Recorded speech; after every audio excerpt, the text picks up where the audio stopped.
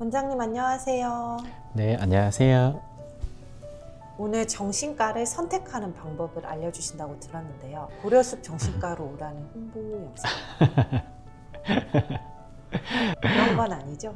네네, 그런 건 아니고요. 오늘은 제가 정신과를 어떻게 선택하면 좋을지, 정신과 처음 가시는 분들은 특히 어떤 정신과로 가야지 좋은 치료를 받을 수 있을지 이런 거에 대해 궁금해 하실 수 있을 것 같아서 정신과 선택하는 기준에 대해서 영상을 한번 만들어 봤습니다. 근데 이 기준이라는 게 사실 되게 다양하기 때문에 모든 기준을 다 말씀드릴 수는 당연히 없고, 제가 세 가지로 추려서 오늘은 한번 이야기를 해보려고 합니다.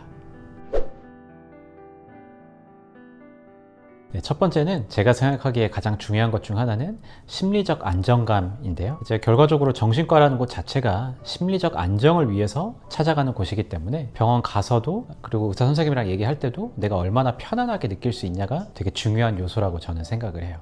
정신과는 다른 어떤 과들과는 조금 다르게 한 번의 수술이나 한 번의 치료, 한 번의 검사로 모든 것들이 이렇게 딱 치료되는 거라기보다도 조금은 장기적인 치료가 필요할 수 있는 과라서, 갈 때마다 만약에 내가 병원 분위기가 좀 불편하게 느껴진다거나 의사 선생님 눈치를 좀 봐야 된다거나 아니면 뭐가 됐든 좀 불편하게 느끼는 부분이 있다라고 하면 이런 작은 스트레스라도 꾸준히 쌓일 수가 있고, 그렇다라고 하면 내 심리적 안정을 위해 치료를 찾는 건데 오히려 스트레스를 받게 되고 이런 부분이 생길 수가 있습니다. 오시는 분들마다 중요하게 생각하는 부분들이 다 다를 것 같아요. 예를 들면 약물 치료 설명을 자세히 원하시는 분들도 있을 수 있고, 아니면 특정 치료 방법에 대해서 궁금하신 거 있을 수도 있기도 하고, 뭐 상담 요법이라든지 여러 가지 이런 부분에 대해서 여러 가지 질문이 있을 수가 있는데, 적어도 내가 이런 치료가 앞으로 어떻게 진행될지 궁금한 점들 이런 걸 좀 편하게 물어볼 수 있는 분위기였으면 좋겠다고 저는 생각을 합니다. 그래서 저는 주의해야 될 점들은, 만약에 의사 선생님께서 혹시라도 너무 내 문제를 너무 가벼운 문제로 그런 건 별거 아니죠 이런 식으로 치부해 버리신다거나, 아니면 선생님이 혹시라도 너무 강압적이라고 내가 느낀다거나, 아니면 내 말을 너무 이렇게 가로막으시는 것 같다거나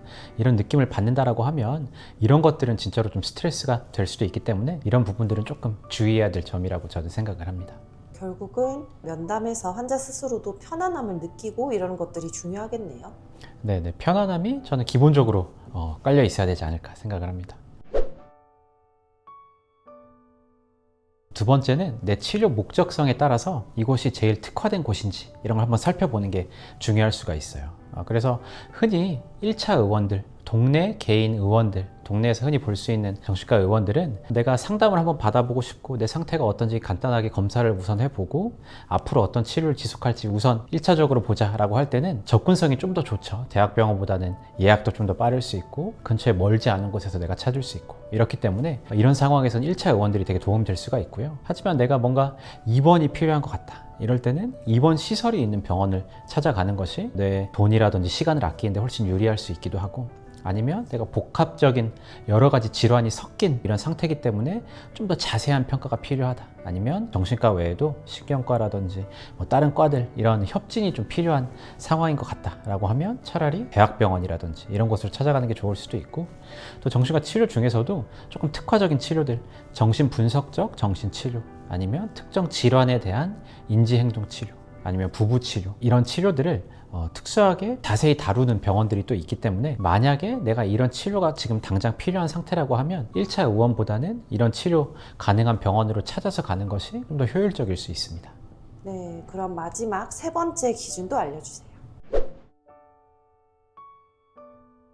마지막 세 번째 포인트는 처음에 알기는 사실은 조금 어려운 부분인데요. 이 부분은 의사 선생님의 철학이 어떤지, 그리고 이 철학이 내가 생각하는 치료 방향과 부합하는지, 이런 것들이 저는 장기적으로는 중요할 수 있다고 생각을 해요. 당연히 처음 병원 고를 때는 알 수가 없지만 진료를 보다 보면 상담하는 내용에서, 아니면 의사 선생님의 말이라든지 태도나 이런 거에서 의사 선생님의 치료 철학이 드러나는 경우가 되게 많아요. 보통은 정신과라고 하면 약물 치료도 당연히 중심적으로 보긴 하지만 이 외에도 뭐 인지행동 치료, 정신분석적 치료, 변증법적 치료, 뭐 마음챙김 치료 등등등 종류가 되게 많기 때문에 정신과 훈련을 받으면서 여러 가지 모든 치료를 다 배우고 실습을 다 배우게 되긴 하지만, 정신과 의사 선생님들도 진료를 보다 보면 결과적으로 나 개인한테 제일 도움이 됐던 치료에 조금 더 내가 애착이 가는 경우도 있고, 아니면 내가 치료를 하는 와중에 조금 더 효과가 좋다라고 생각하는 치료에 좀 더 중심적으로 이렇게 맞춰가게 되는 경우가 어쩔 수 없이 있는 것 같아요. 이런 것들이 진료 보다 보면 이 선생님의 진료 철학은 이런 쪽이구나, 이 선생님의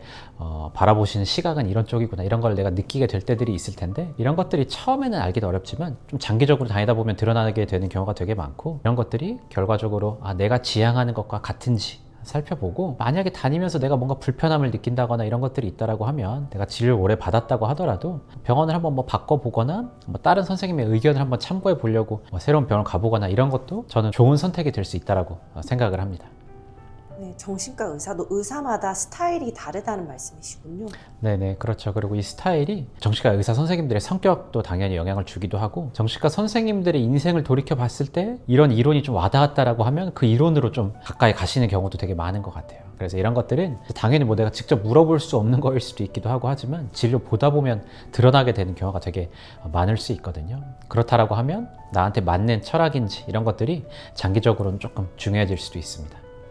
네, 병원 홍보에 도움이 될지는 모르겠지만 참 좋은 내용이라고 생각되는데요. 많은 분들께 도움이 됐으면 좋겠습니다. 네네. 저도 이제 많은 분들이 처음 병원 선택할 때 되게 고민이 많으신 걸로 알고 있기 때문에 제가 중요하게 생각하는 3가지만 오늘은 정리해서 영상을 만들어 봤고요. 언제든지 헷갈리시면 고려습 정신과로 오셔도 되기 때문에 언제든지 열려 있습니다. 네, 그리고 이 영상에 질문 있으시면 댓글도 편하게 남겨주세요. 댓글이나 질문도 편하게 남겨주셔도 되게 좋을 것 같습니다. 네, 감사합니다. 네, 감사합니다.